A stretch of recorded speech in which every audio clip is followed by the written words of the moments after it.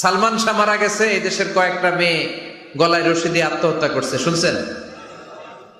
অমুক সেলিব্রিটির কি হয়েছে, ছাদ থেকে লাফ দিয়ে পরে মাথা ফাটায় ফেলছে। ভালোবাসা আছে না নাই? যারে ভালোবাসে তার নাম আবার ছেলেরা হাতের মধ্যে কেটে কেটে লেখে। শরীয়তপুরে এগুলো নাই আলহামদুলিল্লাহ। হ্যাঁ, প্লাস দিয়ে লেখে, প্লাস। ধরেন আব্দুল্লাহ প্লাস শামিমা, তো এ প্লাস এস, রক্ত দিয়ে লেখে, রক্ত।